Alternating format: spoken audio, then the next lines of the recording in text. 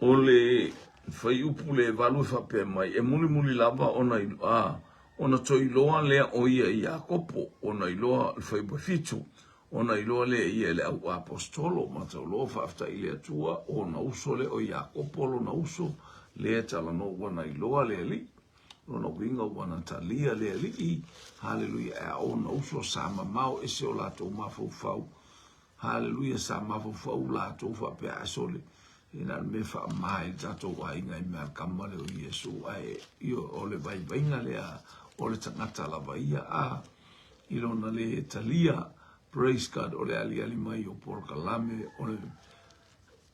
o le tala inga male lo le o Yesu ke riso o fa ali mai le na ilo Iakopo mo ilo Iakopo tala ilo Iakopo mo yuta muli lava ona ilo o ia ya unei e peise i se tama whanau le au, ia le utala no mai Paulo i le meta o le whaatama whanau le au, le atoa masina e le atoa masina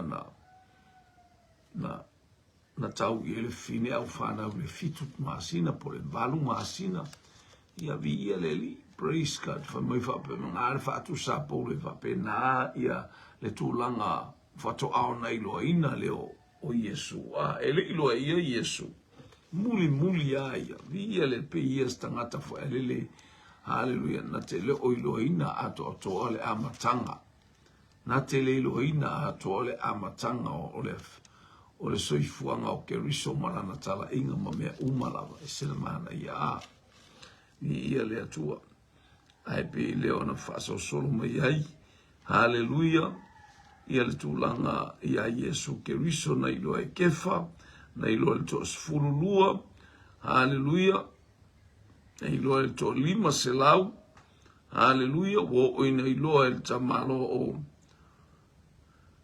o Iakopo, ia lea muli o Iakopo le uso Yesu, e muli ilo e Paulo le tangata ingo ia Yesu keriso.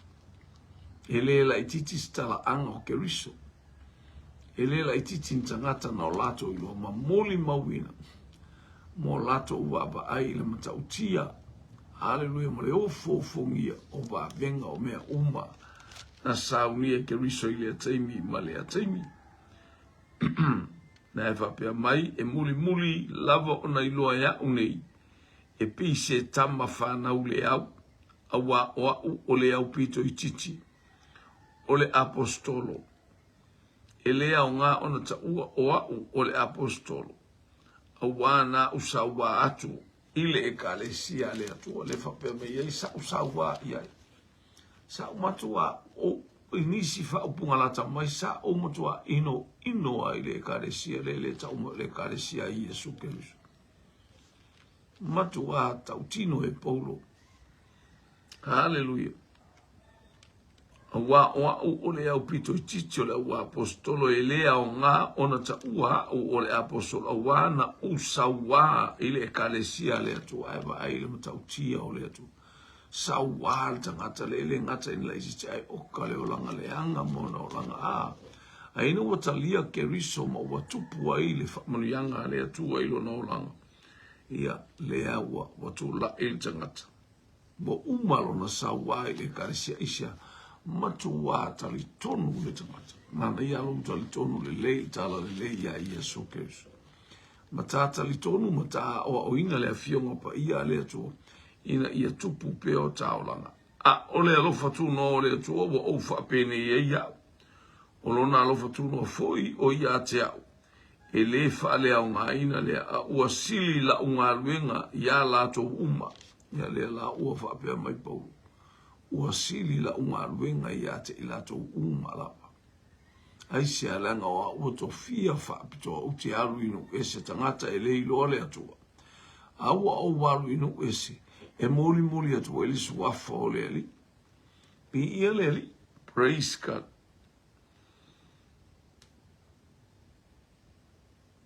O le nei po au, po ilato, e whapea ona matou tala ina atu.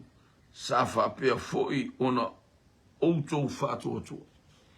Tala no e Paulo il mafu anga le whātua tua lu, mea umalawo whātua tua i lātou. po ai tala ia la tau pen tala ia pen tala ia tu nis tangata ia po le auso fo ni ia lele haleluia sa fatu tua ila to ele fatu tu italno ngai tangata wala to tele tala ia se fatu tua Paul fatu tua mo ila to le fatu tua I mesese a e tala ia le au yuta ia fatu tua a le au yuta ia le au kersiano yuta ia a o lato tala inga mua e talia le tu fa yuta ia haleluia fatu a e anga e tuai ia Yesu Keriso ia leli me ese ale me ta ole anga I fanua ese le me ta ole anga nu a fa pena pe o anga I fanua o me ia fai e tonu le tatou nu a fa pena e fai e tonu le tatou nu pe o se fata ita inga a fai sa fa ia le matai a matai ia e san ni malo usu na o le fale fai es aya haleluia ia e sa e tasi ale ava e palu e o isi tangata e palu mai lunga e o mai le au manga I le palu mai lunga le atua lunga le fale aya fo ai no fo atu I tua matai no fo I tala al pito I lunga I fa ava noa mo le tano ava ia leli o anga I fanua mena a al tasi al tau ole saufa ole fai poi ponga e o a o sauninga ese ia leli praise God o le nei po a upo I latou e whapea ona mātou tala ina atu sa whapea foi ona outou whātua o le tala inga sa whaia o le tala inga sa whaia ma le tala tono ina ia whātua le tangata a whaila e le whātua a whai o nisi sa tala I atu o le whātua ia isa elo ia isi ola elo ia ile anganga pa ia e whātino o mea umalawa e whaatino I le tala noa mai a lea nganga pa ia ma le whetala I mai o lea nganga pa ia I lea taimi ma lea taimi sunga lua. A whaifoi ua tala ina keriso ua ia toe tu maina ia uoti. Pe whapewhe o na whai mai o isi o outou e le aise toe tu mai o e uoti. Au sātu kaio e le talitonu I le toe tu mai o e uoti. I ia le li, praise God. Haleluia, le na oile au sātu kai o fisili a Yesu. O le tū ma le anga tātou, a oti lo uso ai le I oti lo ntolu ai le ise la whanau. E to e alu ia. O au e tauna man no folelo na lua. So ai malo ntolu e o lo na fitu. A whaila o fioti uma.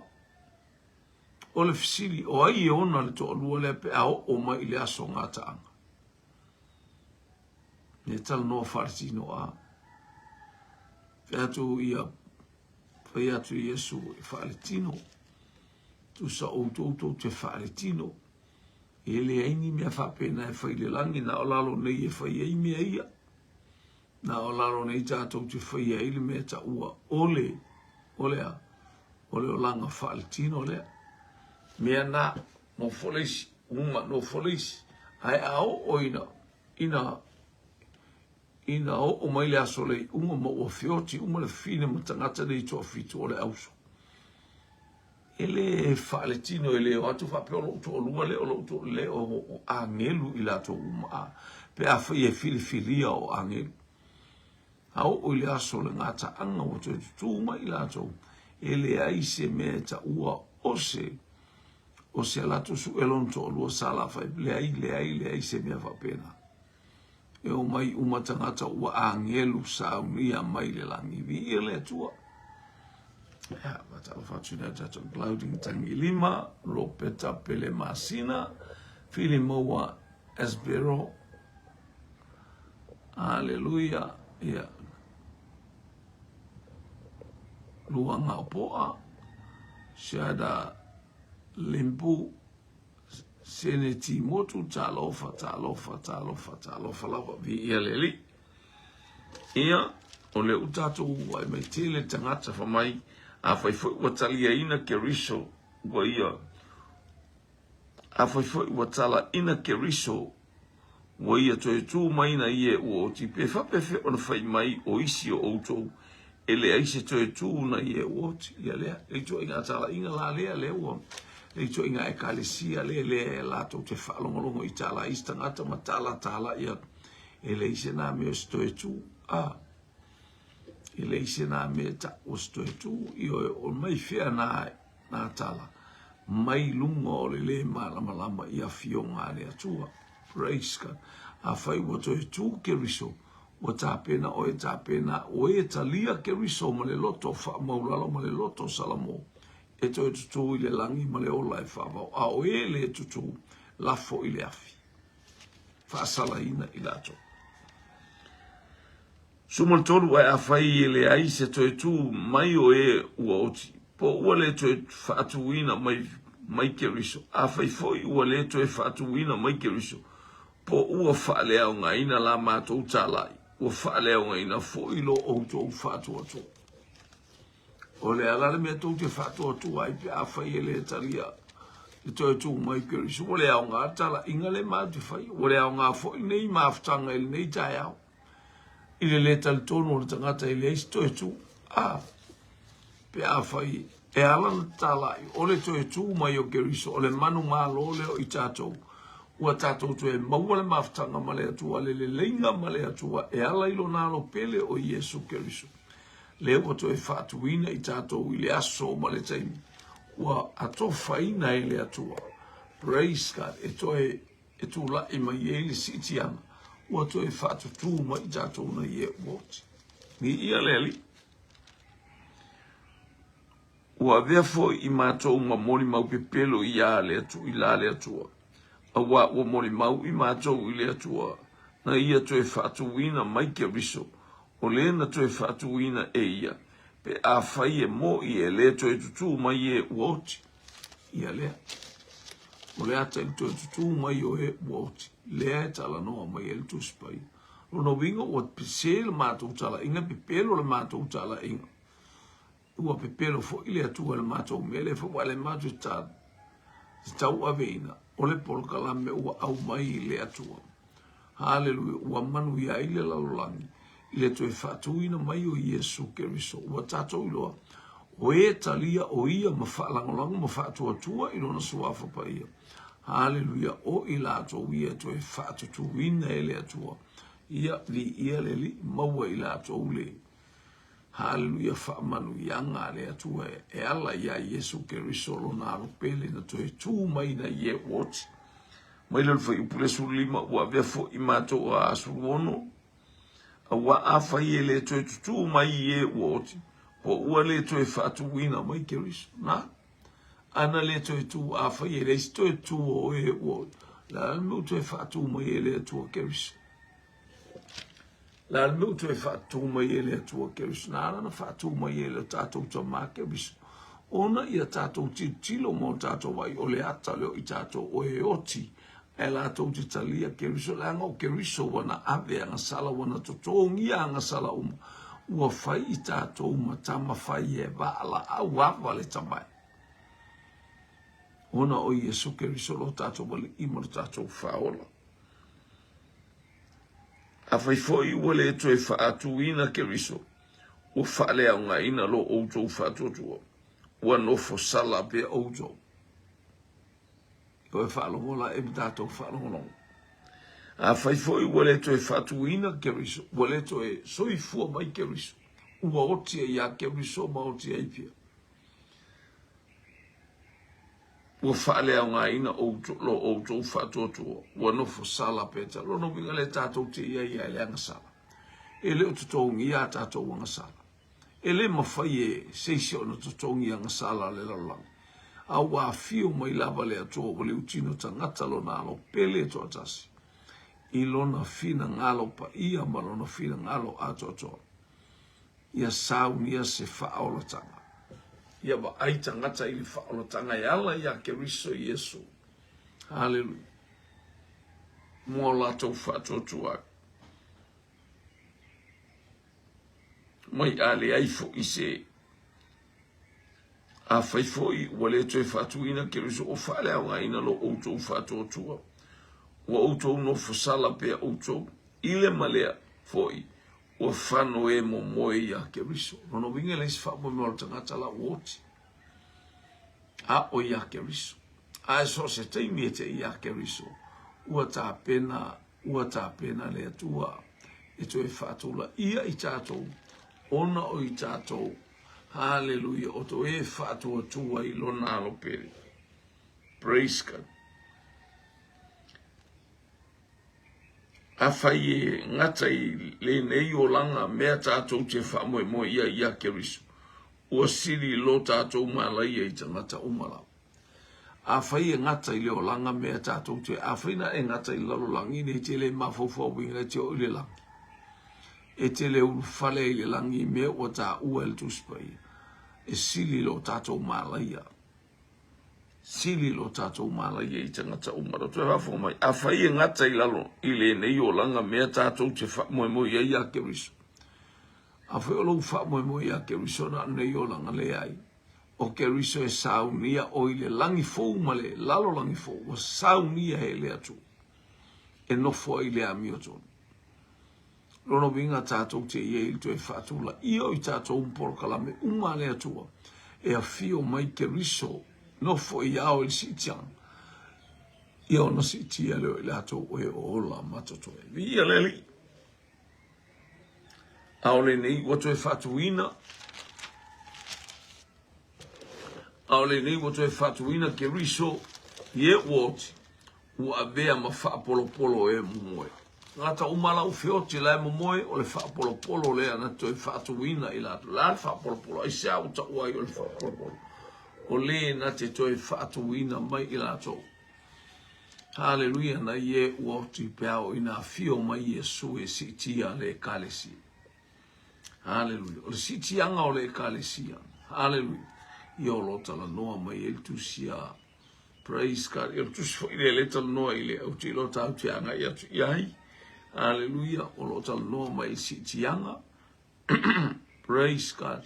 Ia atoa male tusia te Salonia. Wa. Au aso foio. Tele aso tala noa i pia ile sitianga. Aolo iai pia le tangata o lo fatamala. Hallelujah. O le whaapolopolo, o le whaapolopolo i e umu. Hallelujah. Praise God. Te wafu mai. A ole nei, o tue whaatuwina ke riso, o le fio mai o ke riso, na i e ua oti ua avea ma whaapolopolo e ua mumoe. O le whaamoe moe le o tangata oti uma, tangata e oti o i le ali. Hallelujah. O lato ngā luenga fo i e muli atu i ate i lato. Hallelujah. Ma o whaalongo fo i le leo mai le langi o le tala le tusia whaalinga es fulu whaafai upa sumal tonu ma sumal wha. Wa o whaalongo fo i le leo mai le langi o whaapea mai. Ia e tusi. Amu ia e uoti o i le li. Hallelujah. Ma malolo mai a lato ngā luenga ti ngā na whea ngai mai lato. A o ia i le lalolanga. O a lato ngā luenga fo i e muli atu i ate i lato. Hallelujah. Ngā luenga le leima, ngā luenga sisi. Ngā luenga mātango fie. Le lewa e mo atu e muli atu au ngā luenga. O lato ngā luenga fo i e mo atu i ate. Praise God. I le whamanu yanga lea atua. Hallelujah. Praise God. Mole. So atul maulea ile tusi a whaalinga. Revelation 14, verse. Hallelujah. Praise God.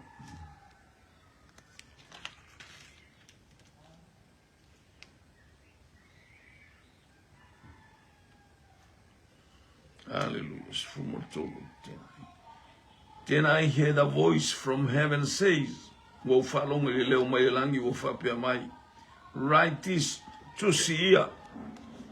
Blessed are the dead who die in the Lord from now on. Hallelujah.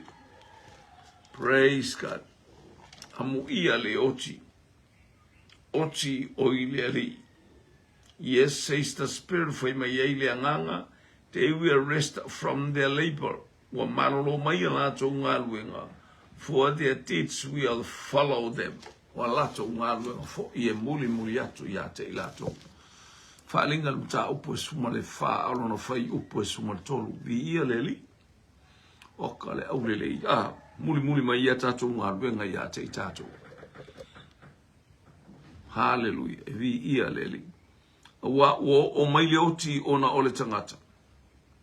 O mai fo ile toi tu o oti ona ole tangata. O mai le oti ona ole tangata.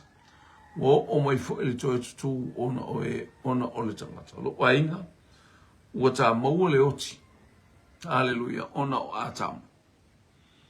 Ua ta maua le toi tu ma le manu malo ona o Yesu Keriso ina ua tata lia Keriso Yesu. Lele i ma le whaola i o taolanga vi ia lele. A whapei ona oti uma ia atamu e whapea foi ona whaola ina uma ia Keriso. Na oti uma tātou ia atamu. Whaola ina uma ia Keriso. E ala i louta lia o Keriso. E tele no wha e ola ia Keriso. O wā mai leo whaola tanga le totopa ia almana onga ia e talia Yesu. E se ale o mai o le whaolotanga, e se lou le, hallelujah, lou le talia o Yesu, ma le ola ina o Keriso i to tonu ia te i tātou. Vi ia leli, e peita ia to tasi malona lava tofi, o le ulua i fua o Keriso ia, muli ane o e ua fai mona i lona toe a fio mai. Praise God, toe whafong mai. Wa whapei ona otia atamu e whapea fo ina toe whaolaina ia Keriso. Ai peita ia to atasi, e tai to atasi malona lava tofi, o le ulua i fua o Keriso ia. Muli ane o e ua fai mona lona toe fio mai. I ia leli, o le toe a fio mai o Keriso. Ia e fai mo i tātou o e muli mo tātou whailo atu. Praise God. Mo tātou utale tōnu mwhātoto ia Keriso. E peita ia toa tasi malona lava tofi o le ulua i fua o Keriso ia muli ane o le ua whai mona o le toe fio mai. O na o mai ai lea ngata anga e tuina atu ai e ia le malo i le atua o le tamalea. Pea uma ona wha umatia e ia o ali isili uma ma whai pule uma. Ma le mamae ma lo se va fo mai ona o mai lea o le ngata anga e tu ina tuai e ia le malo ile atua o le tamale a pe a uma ona fa uma tia e ia o le sili uma ma fai pule uma ma e ma lo si o ia le taua hallelujah o ia le au mai le fa o tanga o ia le ona fai le lenga o ia le ona fai le fa mangaloina o angasala. Hallelujah tu ina mai lo na ta mai fai la na ngalwe. Le fa mai uma na tu ume la le lofi ona vai. Ona tu ina atu le I lo na ta ma la na ngalwe nga ia isafatino vi ia leli. O sulima awai ta tau ona pule o ia. Se ia tu ina e ia ona fili uma I lalo ona vai. O mea uma la vai pule e Keriso. O mea uma o sauni e le atu vai fa e tu o aile alofio a au Keriso. Se vai o mea uma o aile fia pule, o aile toa, o aile au auna, o aile taitai o malo, o aitu e ngata whaavevesi o tu uma ia a au Keriso, alofi vai o Keriso. Tu o ailunga. O le toe fili e wha umatia o le otilea. Awa tu ina e ia o mea uma I lalo ona mai e pita ina ua whai mai ua tu ina I lalo mea uma I a te ia ua I loa tino ai ua vavai atu le na ia tu ina I lalo o mea uma I a te ia vi ia leli ua tu ina mea uma I lalo le lofi ona au o le toe fili tau ti o le oti tau leo le oti a e oti a pe o le whenga tua e oti a ma le ilo atu I tangata oti. Mao o ia ele to i sto tu. Aya. Ia leli. a le o taoti a o ye le to tu na ya te tato vi ia le praise God. Hallelujah. Pe a uma foi ona tuina I lalo ia te ia o mea uma. Ona tuina I lalo foi. Pe a uma foi ona tuina I lalo ia te ia o mea uma. Ona tuina I lalo foi lea o le alo. Lava I le na tuina I lalo ia te ia o mea uma. Ina ia pule au le atua I le au mea uma. Ngā ruenga ke riso. Fail whaolotanga wa maea. Ngā luenga ke riso ina ia fail whaolotanga mo o ia fai fo'i mangaroina o anga sala faile le lenga wa uma. Tu ua ile alo fiona vai I mea uma ua pule au ke riso. Ia ile atua le vi inga ia ile atua le whaamanu o tātou loto ile nei tae au. Ua manu malo ke riso wa manu malo o mea uma tate iai. Tate manu malo. O iei ti ngā mawhainga tae le ala I te mi uma tātou te iai. Ona o winga ma mea uma tātou te wa ai lalolangi le nei tātou te wa ngā ioi mai lalolangi lona I unga. Aia, whati ngā I o le tele o tangata e le ngata I le o ngā ruenga mea uma tātou te o au tupe o mea uma lau whanau o mea uma wanga I mai ai le lulu ina o le kālesia. Aia, pe on tātou whalongo ua tu umea uma I lalo le alofio a ao ke riso. Ua manu malo ke riso wa e manu malo. Ua o manu malo, ua tātou manu malo. Hallelujah. Iei lea tua le vi inga, iei lea tua le whamanu o tātou lotu. Ona o Yesu I le nei tae au. Iei lea nga lei o lea tua. Oi o tangata manu malo. Ua tu ue lea tua mea uma I lalo lea lofio. Vai o ke riso e whapena ana e solia mea uma. Hallelujah. Wina be vesi fi tāpu whainga tāpe ona tala atu. Ai to amali e au e eisa. Langa iei le file e mu o lea tua I lolotu. Sa valinga na o ia le nuku mai ai kupito wo unto e fafo ia le atua I le amio le anga ma le amio fa vale aia na manu ia ka lepo mai Yosua Aisha o tangata la te fatotua mautu mawa alo la fatotua I le atua sau fo I le atua e so ani fa marosi la ua ina fai la ua mfata ita inga le lei e fo I le atua le inga fa tailo o wai nei tae au ia whamanu ia atu le atua no Yesu. Amen e ma amen e ma amen.